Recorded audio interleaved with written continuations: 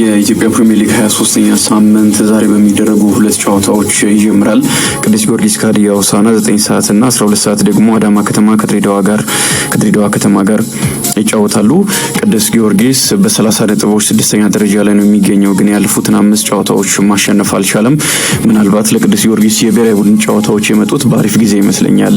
አንዳንድ ጊዜ ክለቦች ደካማ የውድድር ሳምንታት ወይም ጨዋታዎችን የሚያሳልፉ ከሆነ እንደዚህ አይነት ጊዜያቶች እረፍት የሚያገኙባቸውና ሲመለሱ በሌላ በአዲስ መንፈስ በአዲስ ጉልበት ጨዋታዎችን እንዲያደርጉ ስለሚረዳቸው ማለት ነው። በእርግጥ የኢትዮጵያ ብሔራዊ ቡድን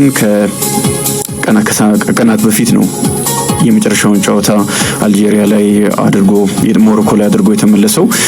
ተጫዋቾች ተመልሰው ምን ያህል በቡድኑ ውስጥ ልምምድ አድርገዋል የሚል ጥያቄ ቢኖርም ግን መጀመሪያ ሲመጣበት ከነበረው መንገድ አንጻር ከተመለከትን አሪፍ ነበረ መቋረጡ ለቅዱስ ጊዮርጊስ። ምክንያቱም 5 ተከታታይ ጨዋታዎችን አላሸነፈም ነበር። የመጨረሻውን ጨዋታ ባቻ ውጤት ነው ያጠናቀቀው። ከመጨረሻው ከ22ኛ ሳምንት በፊት የነበሩ 3 ተከታታይ ጨዋታዎችን ተሸንፎ ነበር። ከድሬዳዋ ከተማ ጋር ነው የመጨረሻን ጨዋታ ባዶ ለባዶ ያጠናቀቀው። ድሬዳዋ ከተማ ደግሞ ላለመውረድ የሚጫወት ቡድን ነው። ቅዱስ ጊዮርጊስ እንዴት እየተቸገረ እንዳለ የሚያሳይ ነው። ከዛ አስቀድሞ በወላይታ ዲቻ 1-0፣ በባህር ዳር ከተማ 4-1 እንደዚሁም በሀዲያ ሆሳዕና 1-0 ተሸንፎ እንደነበረ ይታወሳልና ወደ ድል ለመመለስ ነው ዛሬ የሚጫወተው። ሀዲያ ሆሳዕናም ዘንድሮ አሪፍ ጉዞ እያደረገ ነበረ፣ ግን ያለፉት 3 ጨዋታዎች ለሀዲያ ሆሳዕናም ጥሩ አልነበሩም። 3ቱንም ጨዋታዎች ማሸነፍ አልቻለም። የመጨረሻውን ጨዋታ ደግሞ 22ኛ ሳምንት ላይ በባህር ዳር ከተማ 1-0 ተሸንፎ ነበረ።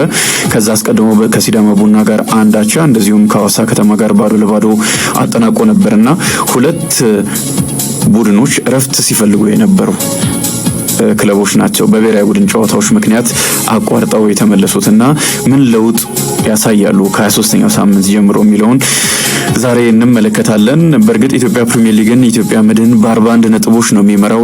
ያለፉትን 2 ተከታታይ ጨዋታዎች አሸንፏልና ጥሩ ሙድ ላይ ያለ ቡድን ነው። ኢትዮጵያ ንግድ ባንክ 41 ነጥቦች 17 የጎል ክፍያ ያለው 24 ጎሎችን አስቆጥሯል። ጎሎችን በደንብ የሚያስቆጥር ቡድን ነው።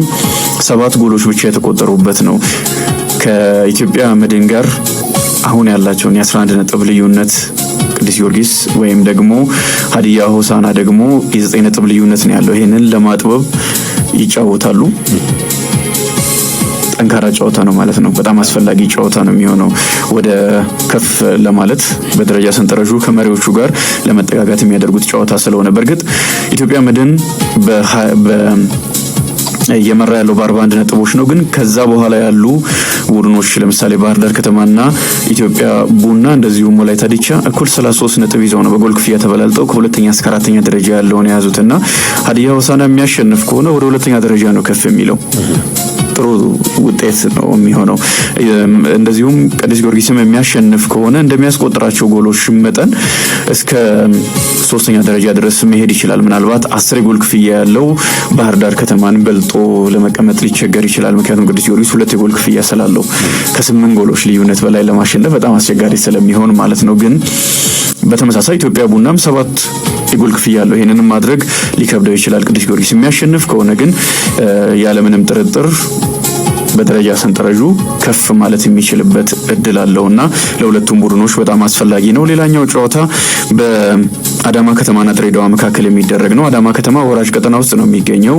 20 ነጥቦች አሉት። 16ኛ ደረጃ ላይ ይገኛል። ያለፉትን 2 ጨዋታዎች ማሸነፍ አልቻለም። ከሲዳማ ቡና ጋር ባቻ ውጤት አጠናቋል 22ኛ ሳምንት። 21ኛ ሳምንት ደግሞ በአርባ ምንጭ ከተማ 3-1 አሸንፏል። ከነዚህ 2 ጨዋታዎች በፊት ኢትዮ ኤሌክትሪክን 2-0 ያሸነፈበት ጨዋታ ነው። ባለፉት 5 ጨዋታዎች ማሸነፍ የቻለው ደካማ የውድድር ዓመት እያሳለፈ ይገኛል። ድሬዳዋ ከተማም ያለፉትን 5 ጨዋታዎች አላሸነፈም። ከነዚህ 5 ጨዋታዎች 2ቱን ተሸንፎ 3ቱን ባቻ ውጤት አጠናቋል። የመጨረሻውን ጨዋታ ባቻ ውጤት ነው ያጠናቀቀው ከቅዱስ ጊዮርጊስ ጋር 22 ነጥብ አለው። ከወራጅ ቀጠና ጋር ያለው የነጥብ ልዩነት 2 ብቻ ነው። በዚህ ሳምንት እንኳን ወደ ወራጅ ቀጠና ውስጥ ሊገባ የሚችልበት እድል አለና ለድሬዳዋ ከተማም በጣም አስፈላጊ ጨዋታ ይሆናል።